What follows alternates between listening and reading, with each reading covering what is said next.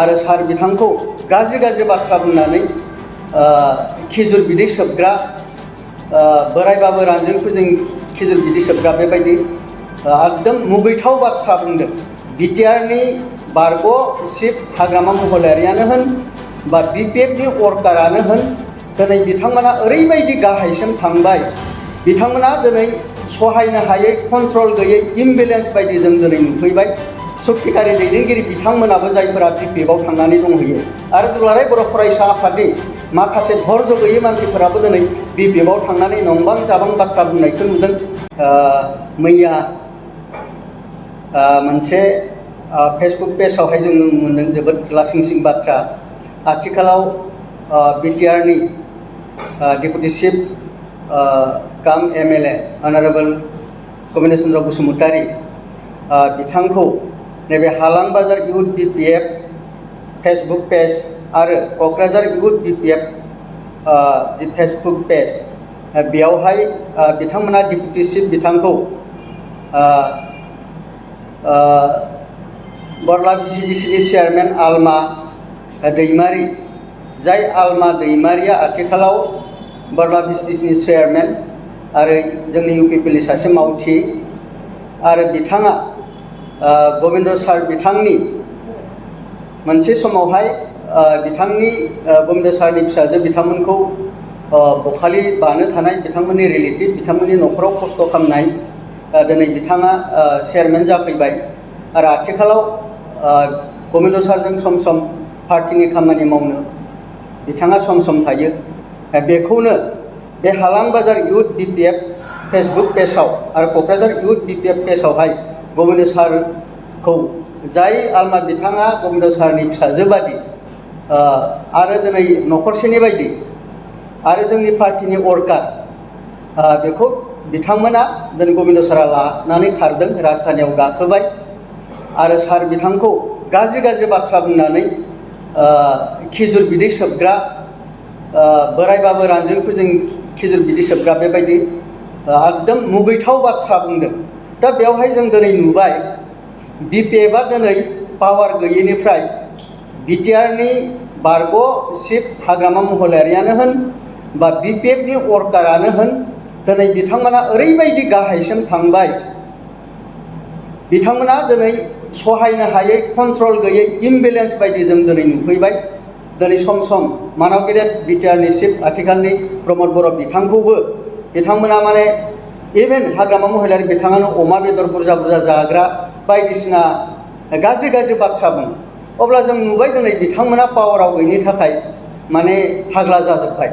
दा बेवहाय आं आपिल खालामनो लुबैयो जोंनि बिटिआरनि लोगोसे गासै बर' रायजो राजा आरो बिटिआराव थानाय गुबुन माहारि बिथांमोनखौबो आं आपिल खालामनो लुबैयो। जोङो दिनै गोरोबनानै थानांगोन, खौसेयाव थानांगोन। दिनै बे ओनसोलखौ बर'फोरजों लोगोसे गुबुन माहारिनि जेंना जेंगोनाखौ दिनैसिम फोजोबनो थाखाय दिनै खामानि मावबोदों आरो दिनै बर' माहारिया दिनै गोबां खस्थ' खालामनानै जुजिनानै दिनै बिइसि एकर्ड खालामदों, बिटिसि एकर्ड खालामदों, बिटिआर एकर्ड खालामदों। जोङो दिनै नंगौ जोंनि जि बड'फानि सिमां, जे बर' माहारिखौ बुहुमाव गेरेमसा महरै दानायनि जि सिमां, जों थांखियाव नंगौ सौहैयाखै। नाथाय दिनै गासिबो जुजारु बिथांमोना सोमावसारजेननायनिफ्राय मावबोदों। बेवहाय जोङो दिनै बिएफनि दैदेनगिरिखौनो होन, जोङो बै समनि पलिटिकेल हान्जा दैदेनगिरियानो सानसुमा खुंगुर बसुमतारी बिएसि एकर्ड खालामग्रायानो होन, बा दिनै बिटिसि एकर्ड खालामग्रा बिएलटिनि दैदेनगिरि बा दुलाराय बर' फरायसा आफादनि दैदेनगिरियानो होन, दिनै बिटिआर एकर्डनि दैदेनगिरियानो होन, जों गासिखौबो मान सनमान होयो आरो दिनै जों बयबो जुजिबाय थादों। नाथाय दिनै पावाराव गैयैनिफ्राय दिनै बिपिएफनि जि दैदेनगिरि, वर्कार, मावथि बिथांमोना दिनै जिबायदि दिनै इउपिपिएल आरो जाय बिथांमोना दिनै गोहोआव दङ, बिथांमोना दिनै नंखाय बाखाय बाथ्रा बुंनानै बेफार खालामग्रा, दिनै बर'फोरखौ थगायबाय, बायदिसिना खोथा बुंनानै दिनै एनडिएफबिनि माखासे सादा सिदा दैदेनगिरिफोरखौ बिथांमोना बोखावनानै थाखा फैसा होनानै लांनानै दिनै जि बिटिआर सुक्ति गोख्रों भाबै दिनै सुक्तिकारि बिथांमोना दिनै पावाराव फैनानै सुक्ति खालामनानै बिटिआर एकर्डखौ मोजाङै इमप्लिमेन्टेसन खालामनांगौमोन, बेखौ बिथांमोना दिनै गुबुंले खालामबाय थानो नागिरदों। बेखायनो आं दिनै आपिल खालामो दिनै BPFनि वर्कार बिथांमोनखौ आरो जाय जोंनि सक्तिकारि दैदेनगिरि बिथांमोनाबो जायफोरा BPFआव थांनानै दंहैयो आरो दुलाराय बर' फरायसा आफादनि माखासे धर्ज गैयै मानसिफोराबो दिनै BPFआव थांनानै नंबां जाबां बाथ्रा बुंनायखौ नुदों। दाख्लैबावै सासे दैदेनगिरिखौ नुबाय माने बेयावहाय गुबुन गुबुन हारि माहारि बर'फोरजों एखे होननानै दा बेफोरो बेसेबां जुक्ति गोनां दा बेखायनो फैबाय थानाय समफोराव जोंनि बर'नि दैदेनगिरि आइ आफा मेलेमजिबि बिथांमोना बिसार खालामगोन दिनै सोर सैथोनि थाखाय जुजिदों सोर थार खामानिखौ मावलांदों। नंगौ जों दिनै मोनसे एकर्डआव जोङो जोंनि गांनाय उखैनाय जोंनि जि डिमान्ड जोंनि जि मिजिं बा हास्थायनाय दं बेखौ जों मोननो हायाखै। BC आवबो जों मोनजोबनो हायाखै, BTC आवबो जों मोनजोबनो हायाखै, BTR आवबो जों मोनजोबनो हायाखै। नाथाय जों जुजिलांबाय थानांगोन आरो जिखिनि मोनदों बेखौ जों मोजां भाबै मावफुंनानै लानो रोंनांगोन आरो बिनि थाखाय जों रायजोफोरा खौसे थानांगोन। दा BPF बा BTR बै समावहाय BTC सुक्ति खालामबाय बिथांमोननि एजेन्डाया जोब्बाय। दिनै जों BTR सुक्ति खालामदों बेजों जोंहा दिनै बेयावहाय फिथाइ दङ, बेयावहाय दिनै दफाफोर दङ, दिनै बेयाव पेकेज दङ, बिनि थाखाय मावफुंनांगोन खौसे जानानै थानांगोन। आं बेखायनो BTR हालामनि गासैबो रायजो राजा मेलेमजिबि दैदेनगिरि बिथांमोनखौ आपिल खालामदों दिनै धर्जआव था गुसु मेलेमजों मावलां। दिनै सोरगिदिं जोंहा दाबो सुथुरा जोबनो थाङाखै। जोङो दिनै खौसे जानानै गाबथानानै बेलेन्सजों जों थांनांगोन, बुद्धिजों जों खामानि मावनांगोन।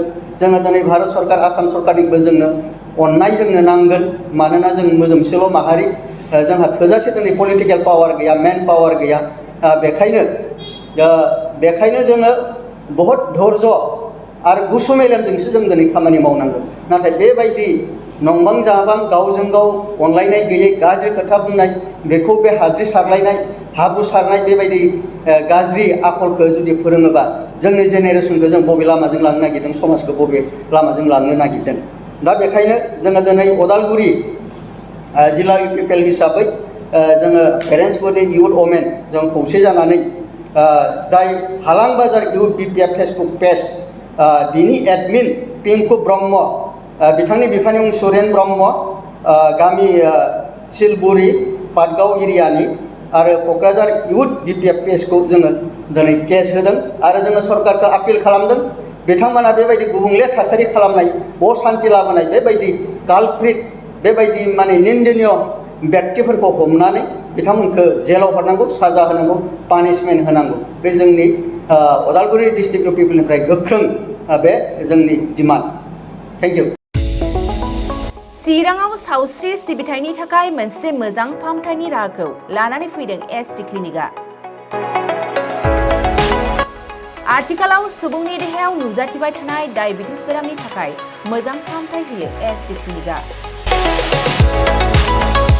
चिरां जिल्लानि SBI काजलगाव ब्रान्चनि लांगोनायाव फसंनाय SD क्लिनिकआव डायबिटिस बेरामनि अनगायैबो फाहामथाय होबावगोन लिभारनि जेंना आरो माखासे सरासनस्रा बेमारफोर। बे SD क्लिनिकआव डायबिटिस बेरामनि फाहामथायखौ होगोन जर'खा फाहामगिरि डक्टर समिक देबा।